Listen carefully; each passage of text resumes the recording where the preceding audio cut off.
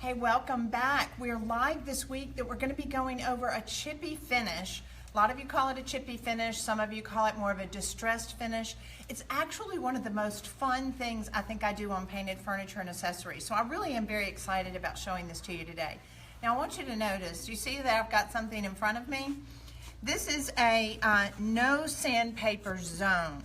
And let's think about, this is a really rough textured sandpaper that a lot of people will use in order to make something look old or distressed. And we were talking about this yesterday as far as furniture that you'll see. And a lot of times if people think about making something look distressed or chippy or multi-layers, they think the way of getting that is to use sandpaper. And really that's one of the least authentic things that you can do when you're trying to get a very aged and distressed finish.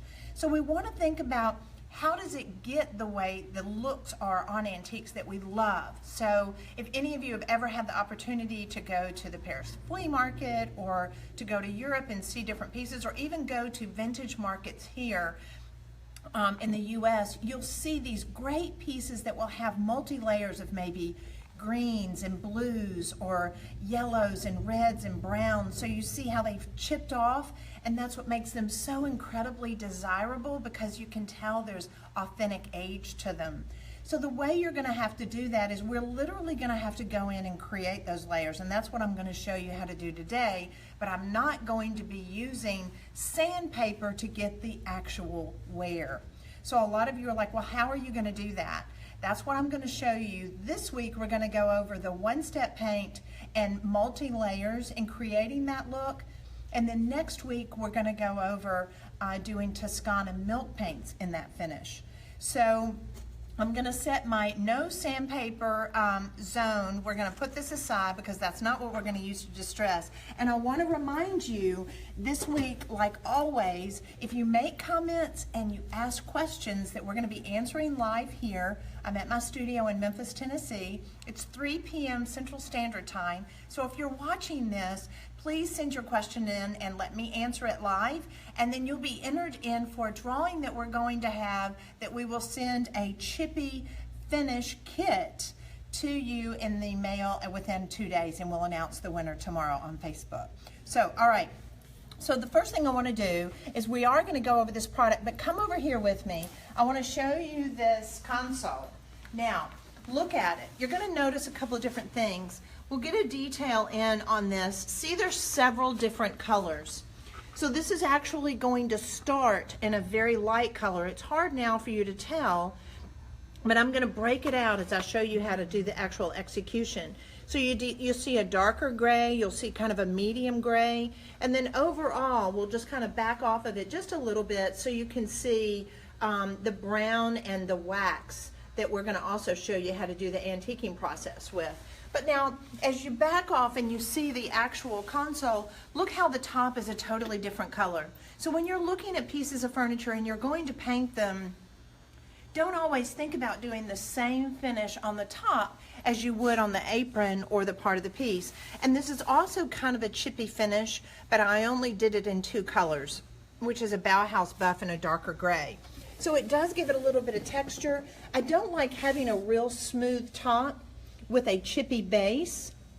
I like mixing it to where one will anchor the other, but not to get too busy. So don't forget, this is live. I want you to send in your questions and your comments. Now come over here and let's just look at this urn that I've got on my table. This is an accessory that I've put this finish on, and this is actually a chippy finish, but it's got a lot of texture and a crack to it, but it's not quite as severe as it is on this console over here. So I just want you to see the same thing that you can do as far as using the one-step paint. You can use it on metal, you can use it on wood, just with the resin or any of the pieces that we're going to be working on. You can start with the one step first.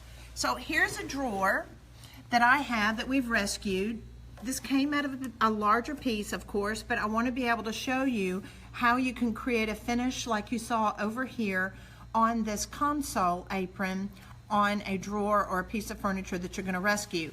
So as we've shown you before, remember what's one of the first things that you're going to do, and you've got to make sure that you clean this piece. So I'm going to take my clean slate, and I'm going to take a lint-free rag,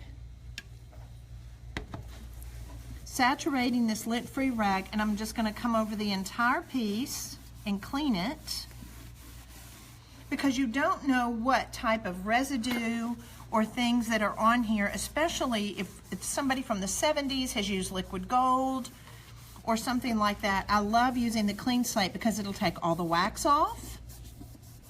It'll take any type of goop or grime or grease, and it gives me a nice, beautiful, clean surface. So I don't have to come back with water or anything on this. I'm just going to make sure that it air dries. So as far as the finish on the technique, I'm going to show you on this piece of trim. So now after I've cleaned this piece, I want to come back and I am going to paint it in Bauhaus Buff in the one step. So remember what the great thing about it is with the one step, I don't have to prime it, I don't have to sand it, and I don't have to do anything else or base coat it or anything except come directly on top of it and put the one step paint. So that way, that's what I'm going to apply to this, and that is what this piece of trim is. So if you're trying to think, what is this trim, what does this have to do with this drawer that I've got? I'm going to show you the technique on this. So that way it allows you to be able to create a chippy finish, and I want you to see the multi-layering of colors that's going to take place. So the first thing you're going to do is you're going to base coat your piece in Bauhaus Buff. So that's all I've done. It takes about 15 to 20 minutes for it to dry, and it can air dry, and it's going to give you this beautiful, clean, smooth surface area. So the first thing I'm going to do is I'm actually going to add some of this cracked patina. So I'm going to pour this in here. Now if it gets a little thick, especially maybe in the summertime, or when it's hot outside, it'll have a tendency to be a little thinner, but if it's in the winter, it could get a little thick, so you can add a little bit of water if you want to. But I'm going to load up my chip brush, always offload it, just like we do with our paint. Dip it in here and make sure you offload it. And then I want you to come back over the entire surface like this. Now, you'll notice how I'll kind of pounce it in just a little bit, and then I'll spread it out.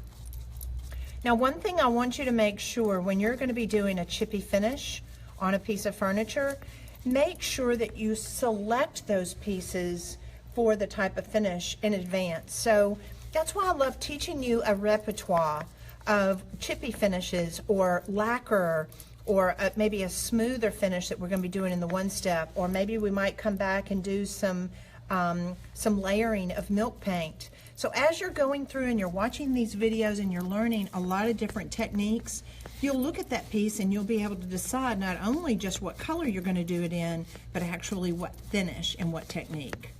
So I'm making sure that I get it everywhere. Notice when I'm coming back with this brush, see how I'm getting it where it's kind of puddled in here? Make sure you just kind of pounce it like that and then spread it out. What was that product again? So the question is, what is the product that I'm using? This is actually, let me just kind of open this bottle up. This is, I'm putting on the cracked patina. This is going to be the layering process that I'm going to be using. Remember, so the first thing I did is I base coated it in the one-step Bauhaus Buff. It has dried. I just put on one coat. It's not necessary to put on more than that. And then after it's dried, I'm going to come over 100% over that base coat with the cracked patina. So see how I'm just brushing it on, and I'm making sure that I'm giving it down in the crevices. If there's an area that you miss and you don't get it down in there, that's going to be called a holiday.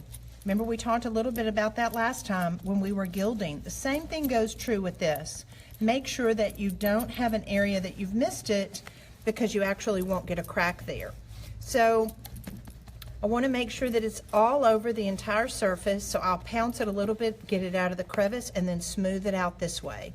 Pounce it here and then smooth it out. So you'll see it's very shiny, which that's the way it's going to look, and it's going to dry that way. Allow this to dry about 20 to 30 minutes. If you want to, you can let it dry overnight. A lot of times people have to work on projects or their child is napping, or they have to do it in between carpool, so it's perfectly okay if you want to be able to work on it again tomorrow. But it's going to stay glossy. So now let me show you this piece. This is one that I did just a little earlier, and it's actually dry, but it looks like it's still wet. It's not, it's just glossy. So now I'm going to be ready for my next step. Now, this is probably something different than you've never thought about doing before, so it's a little out of the ordinary, so hang with me just a little bit. And on your piece, after the cracked patina has dried, now you're going to layer a second color. Now, let's go back over here, just from a teaching perspective. Let's go back over here to our console really quickly. So come with me. Now, look at this first color. So we have put on the Bauhaus buff. We've laid a coat of the cracked patina on. That's why it still looks glossy, but it's completely dry. Look over here on this finish. Do you see this cream in here? That's this first coat. Now the next thing we're going to do is we're going to apply this second color, and it's going to build its way up to have this kind of beautiful chippy multi-layer finish. So let's come back over here. I want you to really understand why we're doing what we're doing, because it's going to really allow you to be able to be creative even with the amount of colors that you're using. So this is Selznick Gray. This is a beautiful Amy Howard at Home one-step color. And I'm going to apply it 100%. Now, very, very important. Only work on the amounts that you can work on your piece, like a drawer or a door or a surface area that you're going to be able to do this technique at a time. I wouldn't work on maybe a large side of an armoire, and I really want you to choose pieces that that aren't too flat of a surface. When you're doing chippy surface finishes, you really need to let them be smaller, more detailed. That's why even on this drawer, look at this. It's not a flat drawer. Look at the detail, the smaller panel, this trim. So that way I can work around it and it's gonna look really great with a cracked finish. If I was working on a large headboard with a large surface area that's flat, it would not be nearly as desirable. So I'm getting the paint on, I'm smoothing it out. Now you're gonna watch what's gonna happen. It's gonna start to dry. See how it's literally wet paint. We're watching wet paint dry.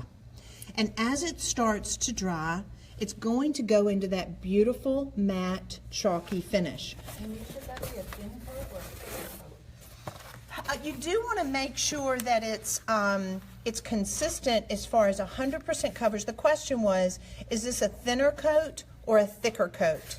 I do want to make sure that it's covered 100%. You don't leave any negative space or any holidays. And actually, I have someone here that's watching me, and he's peering over my shoulders, and he's looking like, what are you doing? What am I doing wrong, James? Well, nothing. I'm just enjoying watching wet paint dry, too. And then later I'm going to go watch grass grow.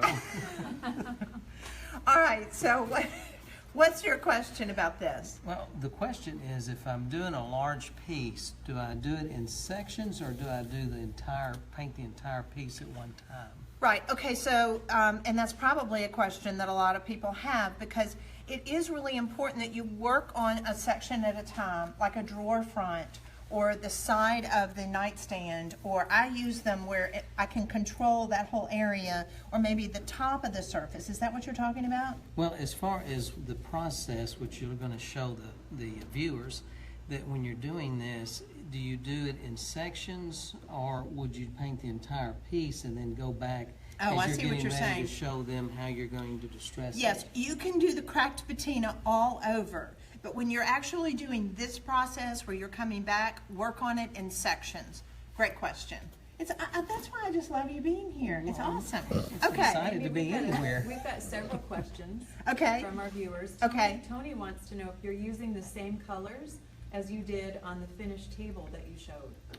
Am I using the same colors? Yes, Tony, that's a great question. I'm using the same colors. You want to use your California hairdryer? I will do it. I'm using the same colors. I'm using the same colors, so it's gonna allow you to be able to see how to create that. Now let's get down on here just a little bit closer. It's still kind of wet though, Jean, isn't it? Well, there's some areas that are starting to crack. Oh, and yeah, that okay, are- this is great. And look at here, I'm sorry, I want to answer that question just a second. See how I've got a puddle kind of here and here? I need to come back and just barely touch that because I do not want to go in and do this next process with wet paint. Puddles, yes, what was the question, Sharon? How long does that first coat take to dry?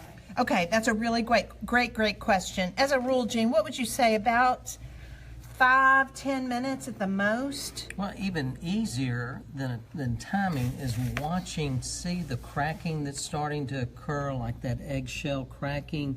That's the time to let you know to Start to work. to distress it. If you don't allow it to kind of go down a mat, then you're literally just moving wet paint around. Now watch. I want you to take a dry chip brush, and you'll notice how I'm kind of laying it to the side, and look how I'll press the chip brush down into it and lift it like this. Do you see that? How it's literally making that kind of pop off.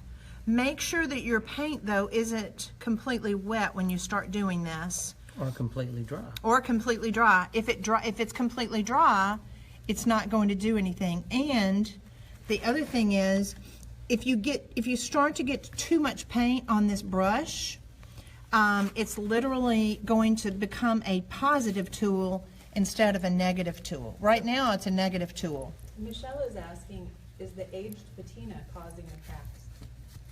You mean the cracked patina? Well, yes, the cracked patina. Yes, yes. So the cracked patina is what's causing the cracks, but now the process in which we're doing this is causing a totally different technique. And what would you do if you wanted to make that more distressed and you don't feel like you're getting enough removal with the brush? I go to my hands. Ooh. So, all right, so we tell y'all we don't know whether or not we're going to let Gene come on set when we're doing this or not, because we don't ever know what he's going to say. So, all right, so now it's time for my hands. So I'm going to take this off for you, Maureen.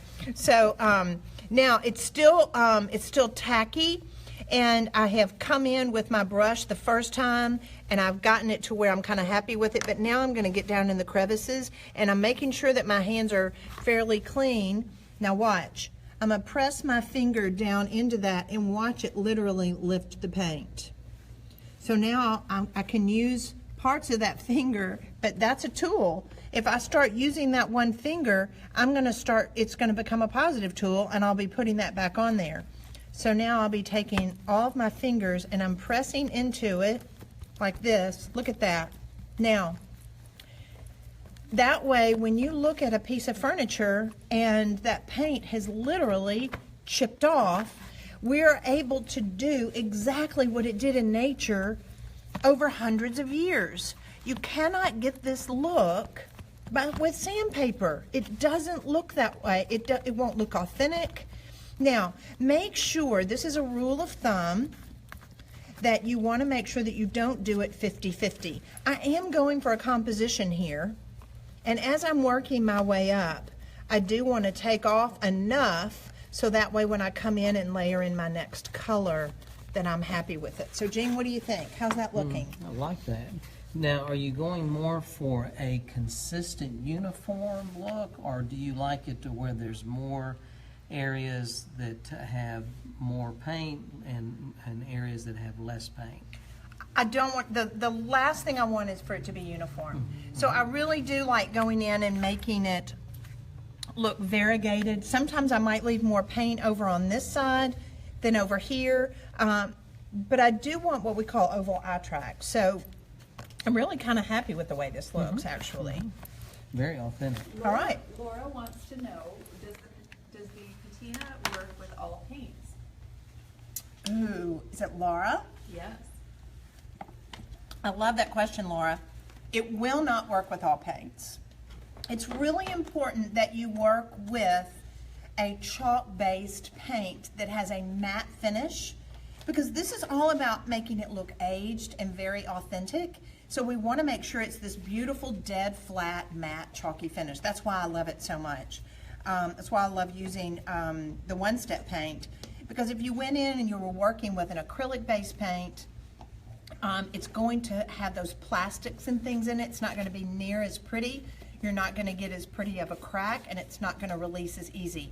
So I would really recommend using the one-step paint, which is chalk-based in this.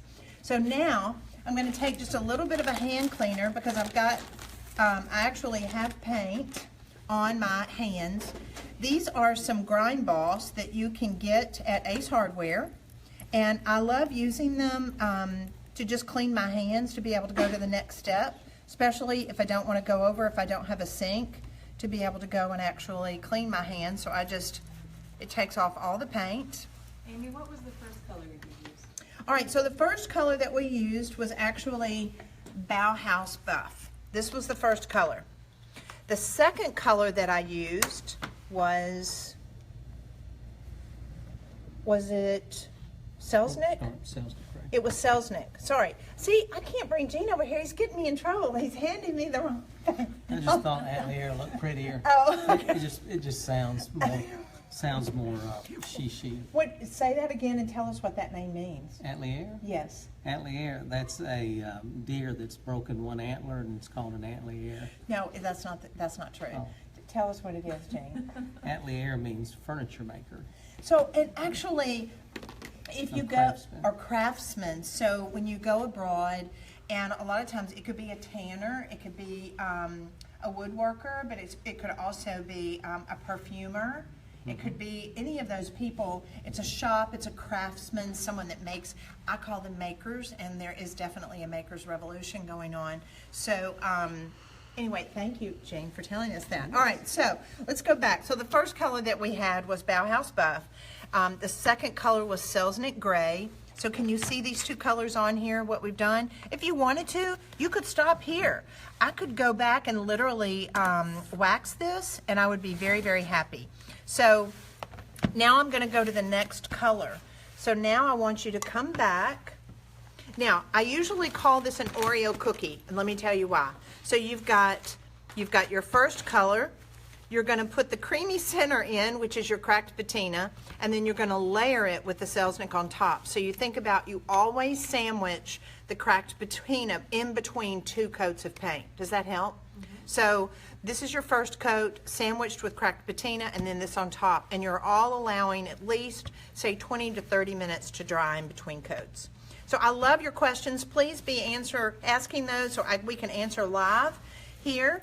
All right, so now this is going to become a double Oreo, and I'm going to put a coat of cracked patina directly on top of this. So I want to make sure, again, that I'm not puddling. If I puddle it too much, see how there's quite a bit right there? Just make sure that you hit it, pounce it, and then feather it out, because I don't want you to have too much on. It's basically, you're just starting over and doing the same technique again, but we're going to be adding a third color.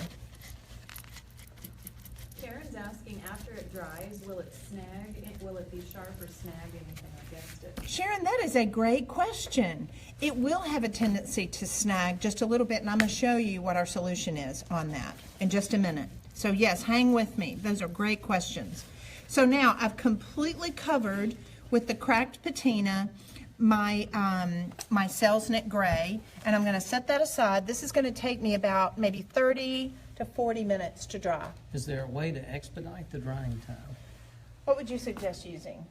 Well, you can use the California hairdryer, Which environmentally is? friendly, no electricity needed, or we could maybe use a hairdryer and put it on a lower heat setting. Yeah, we do need to be careful, because if you use a hairdryer to speed it up, it's perfectly okay. It's not going to affect your project in any way. But if you get the heat too close, it might even be reactivating it. Mm-hmm. So we want to be careful with that. Mm-hmm. So we're going to set that aside. Have I got another one? It's like a cooking show. So Jean's already got this one ready for us. See how it's shiny again? This is not desirable when we're working on an antique finish. So we've got to come back on top of it with our paint. So our third coat is going to be, are we doing A Good Man Is Hard to Find? A good man is hard to find. All right, so Y'all know this is one of my favorite colors. Located. Because it is named after Gene Howard. A good man is hard to find. So, I'm gonna, what are you doing? Okay, so I'm just gonna dip my clean chip brush. If you noticed here, every time that I'm working with it, I'm working with a clean brush, which I'm gonna need some more to do my wax in just a minute. Offload it. You don't wanna put too much paint on here. So load it up, offload it on both sides, and then starting up in the left-hand corner, and I want you to work your way around. Don't go to the center to add the paint. Start on the edge, and in long, clean strokes, you're going to cover the entire surface. Be careful not to put it on too thick, and you remember, as Jean was asking me, you're not working on the whole piece. You're going to work on this in sections. Amy, we have an interesting comment from somebody. So the comment is, Aaron is saying, I'm going to be so sad when this series ends. Thank you, I've learned so much. So, oh, well, we'll keep learning all kinds of things. You know, that's what's so great about learning and doing finishes together. It's endless. And when I start thinking about lamps, or I start thinking about painting furniture or artwork, there's so many things I want to teach you. I think that's kind of the season of my life right now. A lot of you don't know, but I was a furniture designer for many years, and Jean and I were furniture manufacturers, and so now we love taking the knowledge and things that we have learned and sharing it with you. Probably what, Jean, 8 or 9 years ago, we wouldn't have shown anybody how to do this. Secret. These were all secrets. Matter of fact, when I told my dad that we were going to create and develop a line of paints and things, he discouraged us because he said we were giving away all the secrets that we had developed over the last 25 and for me 30 years. So now you'll notice, do you want to fan that? And I'm going to look at it. See already how it's drying down because it's not an acrylic. There's no acrylics in it. There's no plastics. This is a very natural chalk-based paint, so it's going to start drying down to this beautiful chalky matte finish. Remember, this is live. If you have any questions, just type it in or make comments. That way we can answer them for you live. So, you know, it's great. A lot of people might see this and say, wow, I like that. You could just use the cracked patina in one coat if you want to, one color like this. But today we thought it was fun to show how to do this chippy effect to where you've got multi-layerings. So as it's starting to dry down, I'm going to take a clean brush and I'm going to press in, and I'm pressing in. You'll notice I'm not doing it like this. I'm laying the brush down literally on its side, and I'm pressing in and lifting, and I'll turn it, press in and lift, and I'm going to go over the whole piece like this. And you've got to be really careful. It looks like Jean did such a great job of fanning this that it's starting to dry, and I may have to go to my fingers pretty quickly. while you're doing that, we have a question about what final finish would you put over it for long-term protection? You know, we definitely believe in waxes. You know, when we were traveling a lot because we were antiques dealers, and we were, now I'm gonna continue talking and sharing that with you, but I'm gonna want to go to my fingers. Now watch. Can we get a close-up here? Can you see now, you can see the Bauhaus buff? Now can you see that kind of brownish color, that Selznick gray in there? So that way, I'm gonna take a lot of this Goodman, it's hard to find color off, where you can see that taupe and that Bauhaus buff cream underneath. Donna would like to know if this technique would work on a flat board that she wanted to use with a stencil to make a sign. Yes, you could. This would be great. Is that Donna asking that question? I love that question, Donna. Yes, it would be great on a sign. But remember, as I was sharing with you, I do like this on more carved, smaller surface areas. I don't use it on large, flat surface areas like headboards, or if you have an armoire, though, that has a lot of details. Let's go back over to this drawer again. So if it's got details on it, so see, that's not a really large area. While it's a large drawer, you've got a small area here and here. I can get it very desirable. I would be happy with that. Just don't use a chippy finish like this on large flat surface areas. So I'm going to continue, kind of take just a little bit more of this off. And I can play with it definitely with composition. Sometimes I'll even come back with a rag and just kind of lift it. I want to continue to take some of this off. All right. So now I'm going to set that aside. And then this is one that I had that was dry. That's going to have to take probably about 20 or 30 minutes to dry. And this one was already ready for me with my incredible crew here at the studio. And right now it looks probably, it might look a little blotchy on camera. It's much prettier in person, believe it or not. Now, I am going to take a little bit of, this is 320 sandpaper. You can also use a 400 sandpaper. And I know they're like going, okay, you told us not to use sandpaper. We're not using sandpaper to wear it. I'm only going to do this to just finish it off, because if we had touch-o-vision, so you could touch this and you could feel it, you would see that it was kind of rough. And it's only to the point that I want you to just lightly come back and sand it to where it just smooths it out. So that way I feel it here and I come back and feel it here. This kind of catches and it's rough, and you don't want it to feel brand new. So you want to make sure that you lightly sand it just to soften it.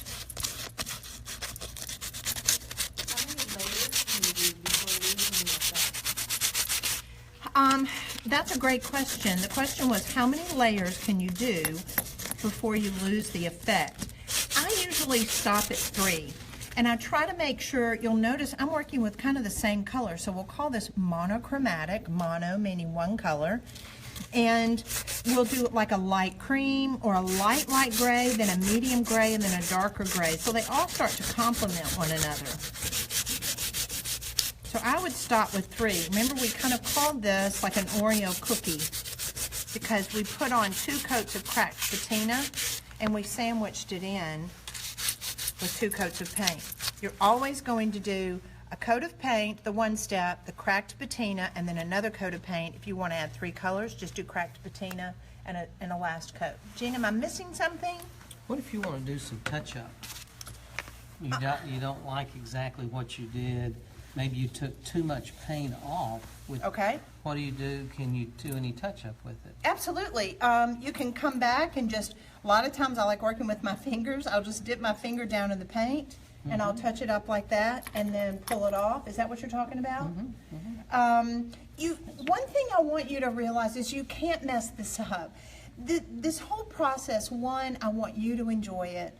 The second is, you know, and I've been told, and I do believe this to a certain extent, as far as if it's something that you love and that you've enjoyed doing, and it's got a beautiful composition and the colors work really well in your room, then I think it's been successful.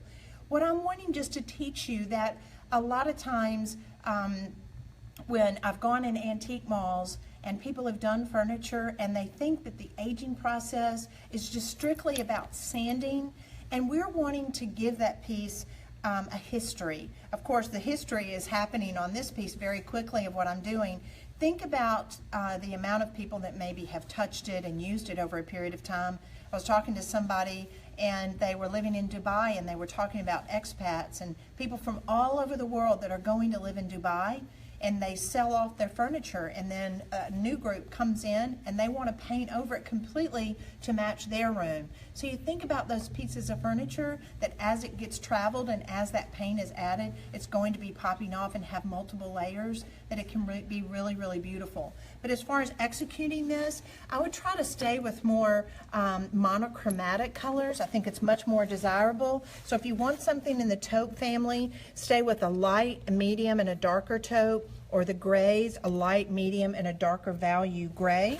So the last thing I've got now, and we'll be finishing up, is just my wax. So the question was to the person that that texted in or emailed into the questions was, how am I going to seal this? I'm just going to come back with my light and my dark antique wax. So make sure when you load up the brush, use a chip brush, and I only want you to use one that's designated for your light antique wax. And this has a combination of beeswax, as part of the reason for the color, and carnauba wax for hardness. And this is the only type of sealant that has been used for hundreds of years on furniture. So you can feel comfortable in using this on your piece. So I want you to come back over the whole piece like this. So you'll notice how I'm moving it around everywhere. You're going to do the same thing when you're working on the drawer or the door. I'm making sure that I'm getting it down in the crevices. Just pounce it down in there and then smooth it out. Pounce it down in there and smooth it out. Now I do want to come back and make sure that it's dry. This is one thing. Jean, do we have our hairdryer again? This is one thing that a lot of people get in trouble when they're waxing, wouldn't you say? Mm-hmm. Not enough time. They don't allow enough time in between the light antique wax and the dark antique wax. And you've heard me say this before. Here, I'm gonna grab that. These guys are married. So if I was a wax, am I the light wax? Yeah, because I was the black sheep of the family. Okay, so I promise I didn't set him up for that. I don't know what he's gonna say. So these guys are married. So you're always going to use the light wax first, and this is 100% coverage. This seals the piece, it protects it, but you're only going to use this in conjunction with the light antique wax. You do not ever use this by itself. This can ruin your project faster than anything. Be very respectful of it, and you want to make sure that you only use it about 15 to 20% at the most. The whole point of the dark wax is what, Jean? Is to give it an antique look. That's right. So we've pulled off the paint. We've made it look chippy. It's got multiple layers. Is it dry? Still got a little Needs a little bit more. For the sake of time today, we may have to rush it just a little bit, because here's the caveat. Here's the problem. If you don't make sure that the wax that you put on is tack, T-A-C-K, or almost dry, when you come back and you put the dark wax on, it's literally going to meld and make a third color. We don't want you to do that. So you've got to make sure this is tack, and the way you can do that is by touching it. Mm-hmm.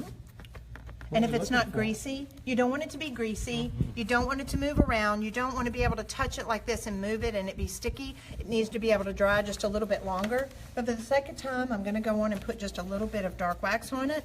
So you'll notice I'm getting a brand new clean brush. And look how I'll lay that brush down in there in a circular motion, load it up. I'm going to offload it always. And I'm going to start always on the edges. Don't start in the center. I want you to start on the edges and go around. Now look at the difference already. Look over here where there's no wax. Look over here where there is wax. Now watch. It's crazy what this does. I'm just dusting it. If you notice with the dark wax, I'm not going down in the crevices like that. I'm just hitting it on the high points, kind of like with just this. It's just going to sit barely on top. So it's just getting this dirty look of the aged wax directly on it. Now if I want to, I might tap it in there just a little bit.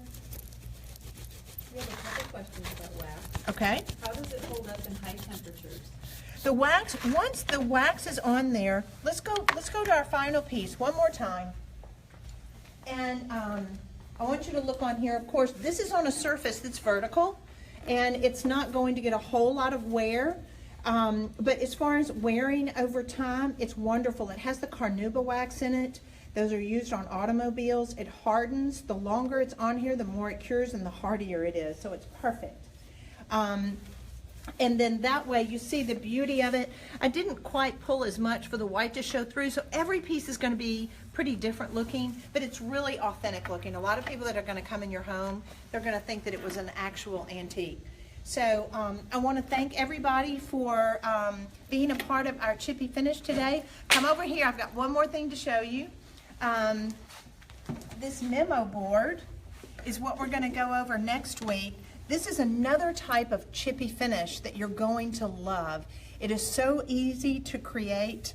It gives you that beautiful worn look with no sandpaper. You're going to go crazy. It's going to be so much fun. I'm going to show you how to take just a simple little washboard that I got at Ace Hardware and transform it into this adorable decorative accessory. So until next time, Wednesday at 3 p.m., see you then, and we're going to go over again Chippy finishes. Thanks again, y'all.